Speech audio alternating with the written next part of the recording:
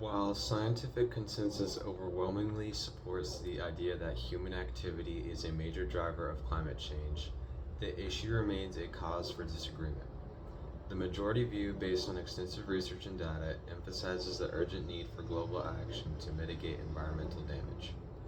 In contrast, the minority perspective, often fueled by skepticism, challenges these findings and questions the motives of the majority view, whether it be economic interest or political ideologies. This essay explores the contrasting perspectives on the climate change, examining the reasoning behind both sides and the implications of their differing viewpoints. As climate change continues to dominate global discussions, understanding the stark contrast between the majority and the minority perspectives is essential.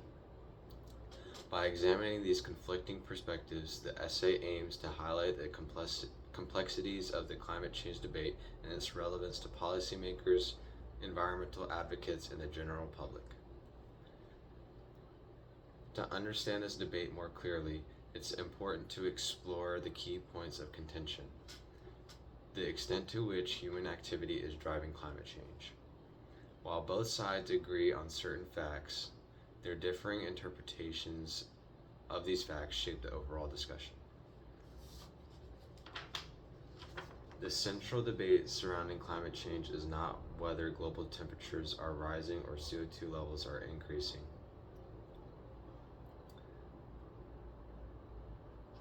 But rather the extent to which human activity influences these changes.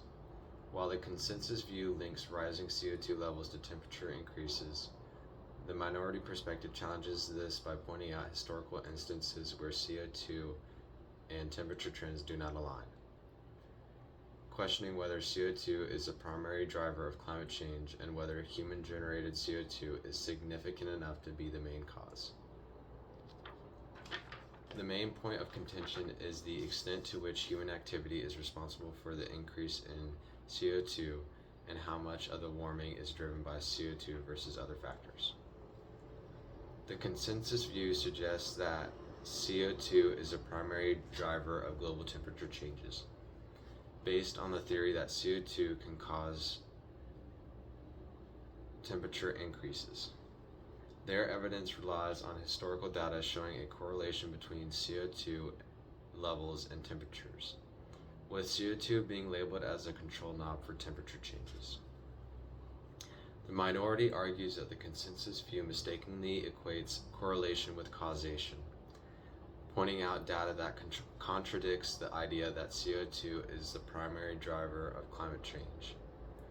Historical periods like the glacial and interglacial periods, the medieval warm period, and the recent Great Pause challenge the connection of between CO2 and temperature.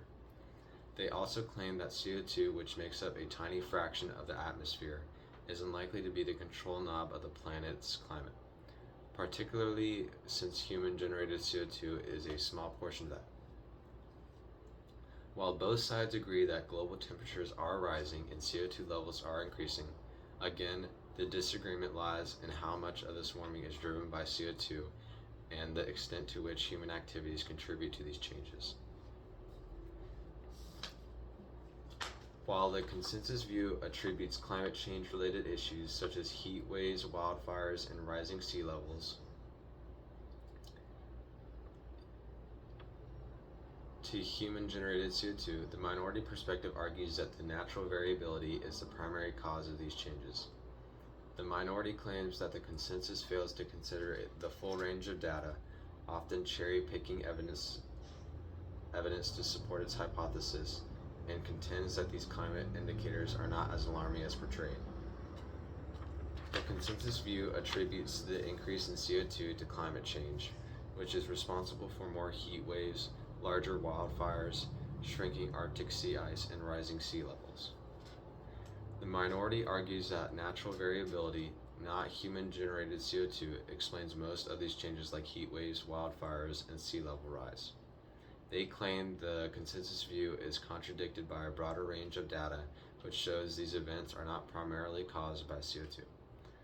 They also state that consensus selectively uses data to support its hypothesis exaggerating the significance of these indicators and misrepresenting the issue. While the consensus emphasizes the role of human-generated CO2 in climate change, the minority challenges this interpretation, particularly with regard to how surveys and studies are presented. This leads to a critical examination of the statistics used to support the consensus and the minority's argument that these numbers are misleading.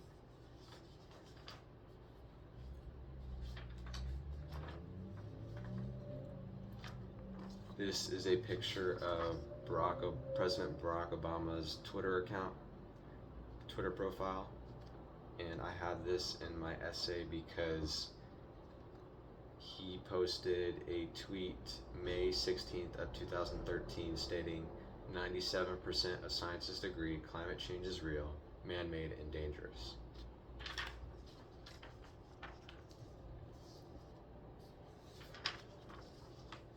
While the consensus view cites surveys and studies claiming that 97% of scientists and papers support the idea that climate change is primarily caused by human-generated CO2, the minority perspective argues that these statistics are misleading.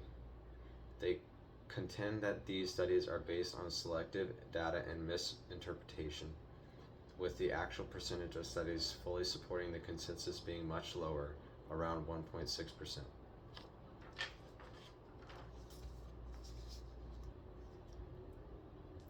A 2009 survey by Doran and Zimmerman found that 97% of 3,146 scientists supported the consensus view on climate change. Similarly, a 2013 study by John Cook reviewed 11,944 academic papers and reported that 97% of them agreed with the consensus on climate change. The minority argues that surveys and studies supporting the consensus view on climate change are misleading.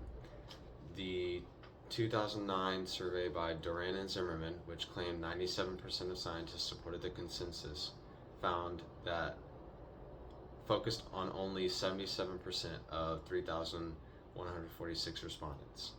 Similarly, the 2013 study by John Cook found that 97% of 11,944 papers acknowledged some human impact on climate, but only 64 papers directly supported the view that humans caused most of the warming.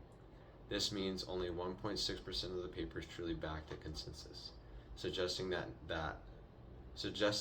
the 97% figure is based on cherry-picking data and a flawed interpretation of the studies. In conclusion, the debate over climate change is not a simple matter of whether global temperatures are rising or CO2 levels increasing, but rather the degree to which human activity plays a role in these changes.